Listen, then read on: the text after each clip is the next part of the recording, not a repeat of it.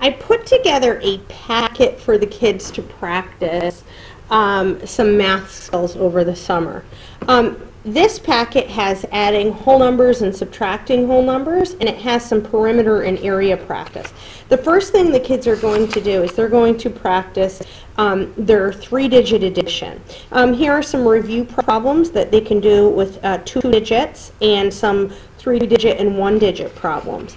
What they should be doing is 3 problems a day. This page they can do for a review, but then they're going to start their work here. So they're going to do 1, 2, 3 problems a day. 5 days a week would be optimal. That would be great. So they can get that consistent practice. But no more than 3 problems a day, because what they're going to do is they're going to use base 10 blocks, and they're going to do partial sums when solving it. So they can see it 2 different ways. We're going to hold off on the traditional algorithm. So here, at first I was going to have the kids do solving base 10 blocks and drawing their work, then doing partial sums or differences, and then doing the traditional algorithm that we all know when we're adding. But I think we're going to just stick to solving addition problems with base 10 blocks and doing partial sums or partial differences. And we're going to hold off on the traditional algorithm. Both kids are successful solving this way, and I think that this would be awesome practice over the summer months. So I'm going to show you what they're going to do. So they're going to pick a problem, and I have another sample problem that we're going to do. So let's say, and if the problems are written horizontally, like 244 plus 166, I told the kids to always rewrite it horizontally. Vertically, up and down. So if it's written horizontally, you're going to want to write it up and down. So I've got 244 plus 166. The first time you solve, you're going to solve with base 10 blocks. Now, the kids have written out the problem with base 10 blocks. They can do that if they want to. But sometimes it gets a little confusing when they forget to cross out, and this may get confusing. So they can just solve with the blocks. So then let me show you what I mean. So if they're going to make 244, 100, 200. Let me move the book first. Let's say, so if we have 244, I have 100, 200, 10, 20, and 30. And 4, and then I'm going to get 4 ones, 2, 4. So there's 244, and I need to add 166 to that, so I'm going to make 100, 10, 20, 30, 40, 50, 60, and then I need 6 ones. 1, 2, 3, 4, 5, and 6. So there's 244, and I'm adding 166. So now I need to put my ones together. I told the kids always start with the ones. We have solved differently in 3rd grade. We started from the hundreds, but I think that if you're having a challenge, you need to stick with one strategy that works for you, and this will support the kids so that they can get used to starting in the ones, so that when they go to the traditional algorithm, or way of solving, they will be used to starting in the ones. So if I have 244 plus 166, the first thing I'm going to do is I'm going to start with my ones. So I'm going to put all of my ones together, the 4 and the 6. I know that 4 and 6 if I is 10. Let me count to make sure. 1, 2, 3, 4, 5, 6, 7, 8, 9, 10. So if I have 10, I can't have that in my ones place. I'm going to take those ones, and I'm going to trade it for a 10. Then I'm going to add my 10s. Let's see if I have 10 10s, that will make 100. So I have 10, 20, 30, 40, 50, 60, 70, 80, 90, and 100 right here. I have 100. So I'm going to take my 100, and I'm going to trade it for 100, and the 100 goes in the hundreds place. So now, I don't have 10 hundreds, so therefore I don't have 1,000, but now I'm ready to count. So I have 100, 200, 300, 400, 10, and I have no ones. So if I put that right here, that would be 400. My 10 always goes in my tens place, and 0 ones. So my answer is 410. Now I'm going to solve this problem again, but I'm going to use partial sums. Partial sums. So I'm going to rewrite my problem again, and kids should feel free. They don't have to write really small. They can spread out their work in their book. So if I have 244 plus 166, and I'm going to expand each of my numbers to add. So 200 plus 40 plus 6, 100 plus 60 plus, whoops, this is a 4. I made a mistake. That is a 4. It's 44, and there's a 6 right here, okay? And so then I'm going to add, and I'm going to start with my ones. 4 plus 6. 4 plus 6 is 10. I am not carrying over right here. The kids should write it all out and taking time to see the value of each of the numbers at this point. And I have 40 plus 60. And I told the kids they can picture it like this. 4 plus 6, if I know 4 plus 6 is 10, I'm going to write my 10, but then I bring down the 0. So 40 plus 60 is 100. 200 plus 100 equals 300. And now I don't need to expand any of these numbers. I know that 300 plus 100 is 400 plus 10. Now be careful so you write this out correctly. It equals 410. 10 in the tens place.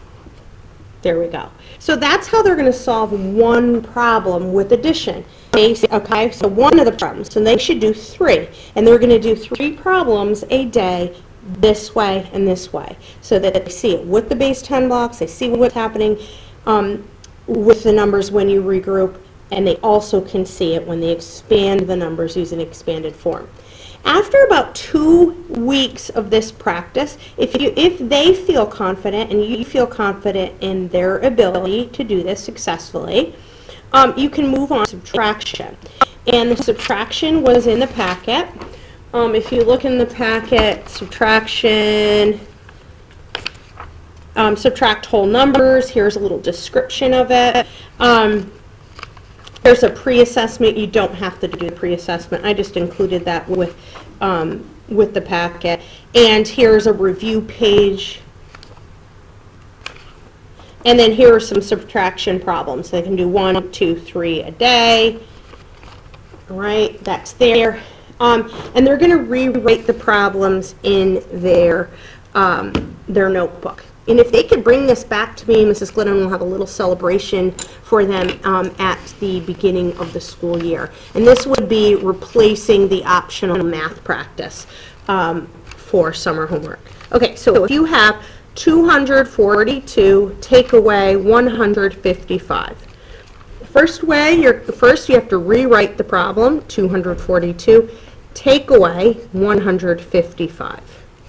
First way you're going to do it is with base 10 blocks. Okay? And same thing here. You do not have to draw it. If your kids like to draw it, that's fine, but you can just solve with the blocks. So one thing kids have to remember, and sometimes they get confused between addition and subtraction, they'll start off and they'll make 242 and 155 because they're in the habit for adding them together. But they don't do that. They make the first number, 200, 100 and 200, 10, 20, 30, 40, and then 2. All right, so they're going to subtract 155 from 242. So they can look at this and they can say, I'm going to subtract 155, but I can take 100 away, but I only have 10, 20, 30, 40. I cannot take away 50 from 40, and I cannot take away 5 ones from 2 ones. I cannot take 155 blocks, or the value of 155 away. So what I'm going to do is I'm going to start with my ones, just like I did with the addition, start with my ones, and I have 2 here. In order to subtract the 5 in the ones place, I'm going to have to break apart one of my tens. I need to borrow a 10. So I'm going to take my 10 away, and I'm going to get myself 10 ones, starting with the ones. 1, 2, 3, 4, 5, 6, 7, 8, 9, and 10. Now I have to look, can I subtract, I cannot subtract 50 from 40. So what I'm going to have to do is I'm going to have to take apart one of my 100s, take apart the 100 and get 10. Get 100. I'm going to have to get 10 tens. I'm going to have to get my 100. 10, 20, 30, 40, 50, 60, 70, 80, 90, and 100. Now I can subtract my 155. I did not change the value of this number. I just needed to borrow and to regroup to subtract. So now I'm going to start here. I'm going to take away 100. So I take away my 100, 50, 10, 20, 30, 40, 50. Take that away. And now I'm going to take away 5. 1, 2, 3, 4, and 5. Then I'm going to look at what I have left over. So 242, take away 155 is 10, 20, 30, 40, 50, 60, 70, 80, 81, 82, 83, 84, 85, 86, 87. Okay, so it is 87. That is the difference between 242 and 155. I circle my answer. That was with these 10 blocks.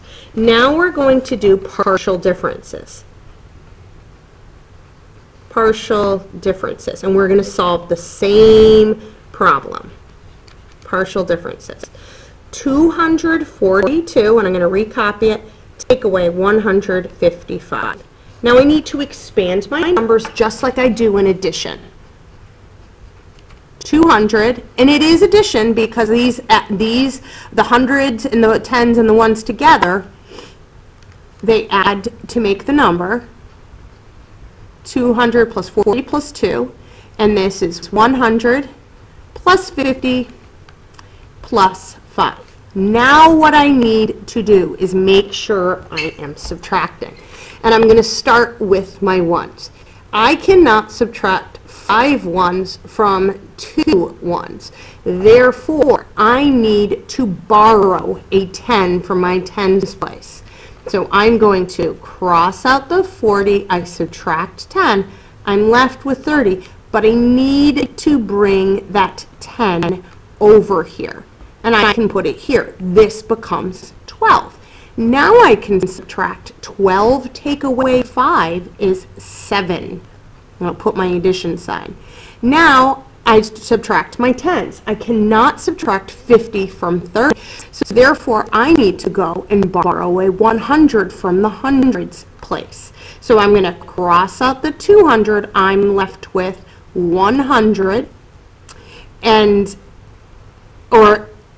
left with 100. I'm going to move over my 100, and that becomes 130. Now, if your kids aren't sure what 130 take away 50 is, a lot of times this will mess kids up. I'll show you over here. If I have 130 take away 50, same thing like with the addition. I can say 13 take away 5. Put my 0 here, and then I say 13 take away 5. And it's okay to use your fingers. So 13, 12, 11, 10, 9, and 8.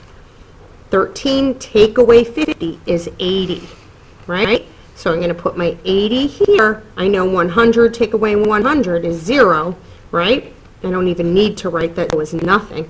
My answer is 80 plus 7, which equals 87. So they get to see the subtraction 2 different ways. If you have any trouble with this, send Mrs. Glidden an email with your phone number, and I can give you a call. So 3 problems a day for the addition, and then 3 problems a day for the subtraction. It may take you more than 2 weeks for the addition. Say something comes up, you go on a trip, That's just a rough estimate.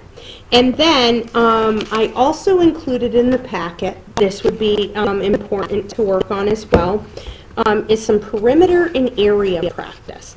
There are some problems here. Maybe you can do this after you finish a couple weeks of the subtraction, maybe in August, reintroduce perimeter, adding up all of the sides. Here are some problems with the perimeter, and then also calculating the area of a rectangle with square units, and there are some word problems. And I also, a lot of the kids love to have graph paper when they're figuring out area, when they have to do their multiplication, so I included some graph paper as well. Once again, if you have any questions, give Mrs. Glidden a call. I'm going to include the base 10 blocks in with your bag, and then you can use those and you can just return those next year. All right, thank you so much.